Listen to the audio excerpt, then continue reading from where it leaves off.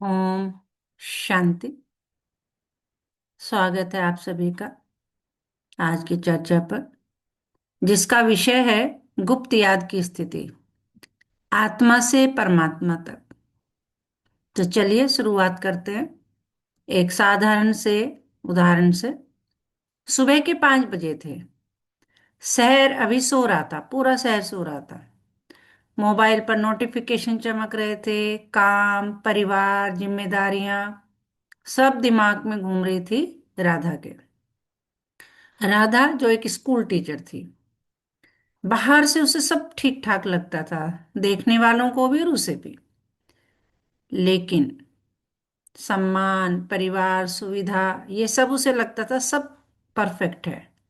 पर भीतर एक अजीब सा खालीपन। वो भगवान से बातें कर रही है, सुबह पूजा के उसमें बैठी है, मंदिर में बैठी है और भगवान से बातें कर रही है। मैं रोज पूजा करती हूँ, रोज मंत्र पढ़ती हूँ, फिर भी मुझे शांति क्यों नहीं, मैं शांत क्यों है। ऐसे ही मन में भाव आए करते करते कि चलो किसी एस्ट्रोलॉजर को दिखाया जाए, किसी पंडित जी को दिखाया जाए। उन्होंने सारे जो उनके दोस्तों ने सलाह दी, उन्होंने सब जगह प्रयास किया और जो उन्होंने उपाय बताए वो सब भी किया। इतना करने के बाद भी शांति नहीं थी। पर फिर भी एक घटना उनके साथ फिर घटी। कुछ महीनों बाद उनकी माँ बीमार पड़ गई। दवाइयाँ, डॉक्टर, दौड़ भाग, फिर वही मन बड़ा अशांत। एक रात उन्होंने ईश्वर से फिर कहा कि भगवान, मैं रोज आपकी पूजा करती हूँ, जैसा मुझे जो है कोई सलाह देता है मैं वैसे भी करती हूँ, और आपकी पूजा करती हूँ जिसमें प्रार्थना भी गाती हूँ। तुम मात पिता, मैं बालक तेरा। तो अगर सचमुच आप मेरे पिता हैं तो मैं इतना अकेलापन क्यों महसूस करती हूँ। उसने भगवान से प्रश्न किया कि अगर आप सचमुच मेरे पिता, अगर लौकिक पिता होते हैं तो वो अपने बच्चों का साथ देते हैं। ऐसे ही आप भी मेरे पिता हैं। हम जो है प्रेयर में गाते हैं, तो मैं इतना अकेलापन क्यों महसूस करती हूँ। फिर एक दिन यूट्यूब पर उन्होंने एक वीडियो सुनी। उस वीडियो की स्टार्टिंग ये थी कि याद से याद मिलती है। उसे समझ में नहीं आया कि याद से याद का क्या मतलब है। फिर उसमें समझाया गया कि याद का मतलब है कि जब हम सबसे पहले किसी से संपर्क करते हैं, परिचय बढ़ाते हैं, परिचय होता है, संबंध होता है, संपर्क होता है, फिर हम एक दूसरे को याद करने लगते हैं, है ना। मैं उन्हें फोन करती हूँ, वो मुझे फोन करते हैं, या मैं उनके घर जाती हूँ, वो मेरे घर जाते हैं। मैं उनके काम आती हूँ, वो मेरे काम आते हैं। तो क्या हुआ, याद से याद मिली ना। मैंने उनको याद किया तो उन्होंने भी मुझे याद किया, मैंने उन्हें फोन किया तो उन्होंने भी मुझे फोन किया। मैं उनके काम आई तो वो भी मेरे काम आए। तो वो समझ गई कि मैं याद तो कर रही हूँ, याद से याद लौकिक तो मिल रही है, लेकिन जो ये मेरी अशांति है वो इसलिए दूर नहीं हो रही क्योंकि मैं याद देह में रहकर कर रही हूँ, आत्मा बनकर नहीं कर रही। ठीक है। तो यहीं से उनके जीवन में एक टर्निंग पॉइंट आता है और स्टार्ट होता है भक्ति से अवस्था की साधना में प्रवेश का। एक दिन किसी ने उनसे बस इतना कहा कि याद से याद मिलती है। तो बस यही वो उनका टर्निंग पॉइंट हो गया। बाबा कहते हैं कि बेहद के बाप को याद करना यह गुप्त बात है।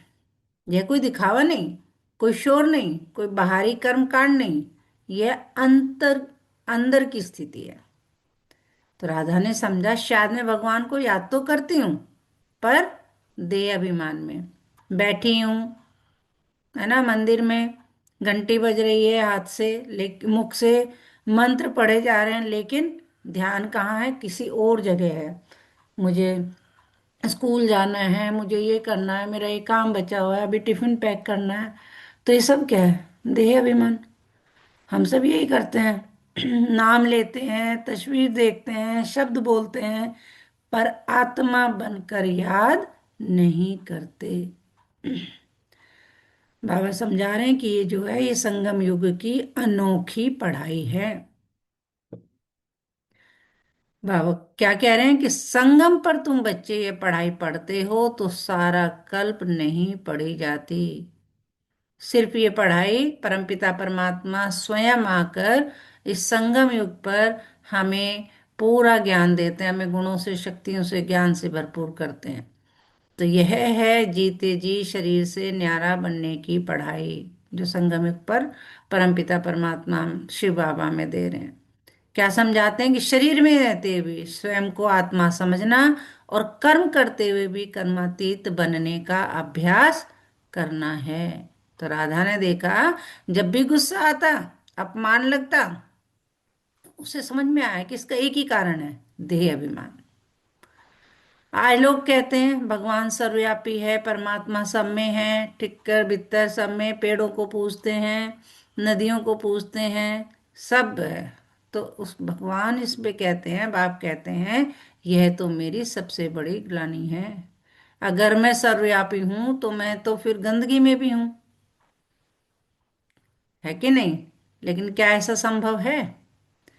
तो बाबा कहते हैं ये मेरी सबसे बड़ी ग्लानि है, मुझे सर्वव्यापी कह दिया, क्योंकि जब बाप को पहचान ही नहीं तो याद किससे करेंगे?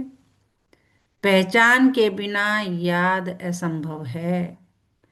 अब राधा को समझ में आया कि एक है हद का बाप, यानी शरीर देने वाला, लौकिक माता पिता, और एक है बेहद का बाप, यानी आत्मा का पिता। जब यह स्पष्ट हुआ तो पढ़ाई साधारण नहीं रही, यह बन गई राजयोग की पढ़ाई, क्योंकि इस पढ़ाई से हम नर से नारायण और नारी से लक्ष्मी, यानी ब्राह्मण से देवता बन रहे हैं। फिर बाबा कहते हैं कि सर्विस का जो सबूत है वो सच्ची जिंदगी है। क्या कह रहे हैं बाबा कि सर्विस समाचार दो, सबूत चाहिए। राधा ने देखा जब वह शांत रहती, सबूत मतलब रिफ्लेक्शन होना चाहिए तुम्हारे कर्मों से, तुम्हारे व्यवहार से, तभी पता चलेगा कि हाँ सर्विस, तुम्हारे चेहरे चलन से भी सर्विस होनी चाहिए। तो राधा ने देखा जब वह शांत रहती तो उनका घर भी शांत रहता, जब वह आत्माभिमानी होती तो बच्चों के संस्कार भी बदलते। तो सर्विस केवल बोलना नहीं, वाइब्रेशन देना है। मुंह से ज्ञान सुनाना भी सर्विस है, लेकिन सिर्फ वही सर्विस नहीं है। वैसे तो आप मुंह से ज्ञान सुना रहे हैं, लेकिन वैसे जो है उसको धारण नहीं कर रहे हैं। तो धारणा, धारण करना, वाइब्रेशन देना, सबके लिए शुभ भावना, शुभकामना करना, ये सब जो है सर्विस का पार्ट है। फिर बाबा कर्मातीत अवस्था का अर्थ समझाते हैं। लोग कहते हैं मन जीते जगत जीत। बाप दादा स्पष्ट करते हैं, माया जीते जगत जीत। मन तो शरीर के साथ चलता है। कर्मातीत का मतलब है शरीर से न्यारा, आत्मा की स्थिति में, कर्म करते हुए भी आसक्ति रहित। ये है कर्मातीत की अवस्था। आज की जो दुनिया है और मास्टर शांति सागर, क्या रिलेशन है? आज चारों ओर तनाव है, भय है, चिंता है, अशांति है, काम है, क्रोध है। तो ऐसे समय पर बाप हमें बहुत प्यार से, बहुत सम्मान से वरदान देते हैं कि बच्चे अपने शांत स्वरूप स्टेज द्वारा शांति की किरणें फैलाने वाले मास्टर शांति सागर भव। कितना प्यारा वरदान बाबा हमें दे रहे हैं कि तुम किसके बच्चे हो, स्मृति में हमेशा रहे, किसके? सर्वशक्तिमान के, शांति के सागर के। तो तुम क्या हुए? मास्टर सर्वशक्तिमान। तो बाबा हमें यही शिक्षा देते हैं कि अपने शांत स्वरूप स्टेज द्वारा शांति की किरणें फैलाने वाले मास्टर शांति सागर भव। ऐसे दीपक बन जाओ, ऐसे लाइट हाउस बन जाओ, ऐसे चलती फिरती मूर्त बन जाओ कि तुम्हारे चेहरे से, चलन से सेवा हो। एकदम शांत, देखें कि जहां निकल रहे हैं वहां एक शांति की लहर जो है फैलती जा रही है। जैसे जो है परफ्यूम लगाया हो तो कोई परफ्यूम लगा के कमरे में एंटर करे तो क्या होता है, पूरा कमरा महक जाता है। ऐसे ही इतने पावरफुल बनो, मुझसे शक्तियां लेकर, कि ये याद रखे रहे, ये स्मृति रहे कि मैं शांति के सागर का बच्चा हूँ, और वो शांति की किरणें लेकर पूरे ब्रह्मांड को देनी है। क्योंकि बाबा कहते हैं आप एक दीपक हैं, आपकी शांति हजारों आत्माओं को छू सकती है, जैसे एक जलता हुआ दीपक अनेकों दीपकों को जला सकता है। तो चलिए एक 5 मिनट के लिए शांत होकर बैठें, और आज जो बाबा ने हमें समझानी दी है उस पर एक छोटा सा मेडिटेशन करते हैं। रिलैक्स होकर बैठें, आंखें आधी खुली, कमर सीधी, पूरा ध्यान सांसों पर। अपने आप को एकदम रिलैक्स रखें। धीरे धीरे पूरा ध्यान भ्रिकुटी के मध्य में, जहां हम बिंदी लगाते हैं, तिलक लगाते हैं,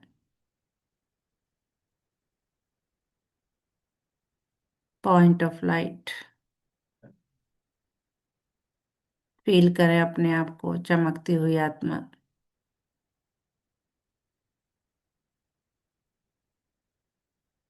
आत्मा के माथे में शांति का प्रकाश बिंदु देखें, और अब फील करें मेरे ऊपर परम धाम से परम पिता शिव बाबा, शांति के महासागर, सफेद रंग की शांति की किरणें बरसा रहे हैं। सिर से लेके पैर तक मैं सफेद रंग की किरणों में नहाई हुई आत्मा, शांति की किरणों से भरपूर रिकॉर्डिंग, पूरा वातावरण बिल्कुल शांत। अब वही शांति देखे पूरे कमरे में फैलते हुए, पूरे घर में, शहर में, देश में, और पूरे ब्रह्मांड में। और मन ही मन अपने आप को याद दिलाएं, मैं मास्टर शांति सागर हूँ। मैं मास्टर शांति सागर हूँ। भगवान को पाना कठिन नहीं, पहचानना आवश्यक है। याद दिखावे से नहीं, अवस्था से होती है। मैं शरीर नहीं, शुद्ध आत्मा हूँ। मैं परम पिता की याद में स्थित हूँ। याद से मेरी शक्ति बढ़ती जा रही है। मैं मास्टर शांति सागर हूँ। टिक जाएं इस अवस्था में, और बहुत प्यार से, बहुत सम्मान से अपने परम पिता परमात्मा का धन्यवाद दें, याद प्यार दें।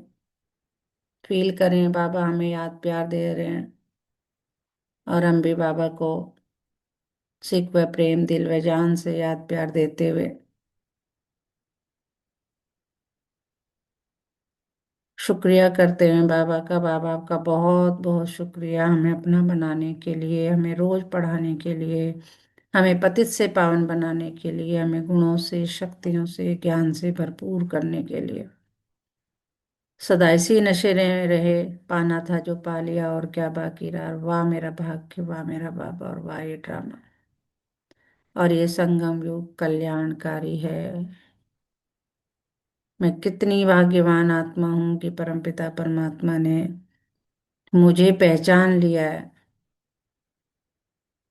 अरबों खरबों की दुनिया में उसकी नजर सिर्फ मुझ पर पड़ी है और मुझे अपना बनाया है। शुक्रिया, शुक्रिया सभी सगे संबंधियों का, रिश्तों का, कर्मस्थली का, जन्मस्थली का, माता पिता का, भाई बंधु का, पूरे ब्रह्मांड की सभी ऊर्जाओं का, दसों दिशाओं, नवोग्रह, चारों युग, तीनों लोक, सबका तहे दिल से बहुत शुक्रिया। प्रकृति के पांचों तत्वों का भी बहुत बहुत बहुत बहुत शुक्रिया। चलो मेरे बाबा, मीठे बाबा, एक बेहतरीन दिन की शुरुआत करते हैं और इसी आशा के साथ कि आज मैं शांति के सागर में गोते लगाती रहूंगी। कोई भी स्थिति परिस्थिति मुझे डिस्टर्ब नहीं करेगी। शुरू करते हैं आज के दिन की यात्रा। दोनों हाथों को रब करेंगे, आंखों पर लगाएंगे, धीरे धीरे आंखें खोलेंगे। ओम शांति।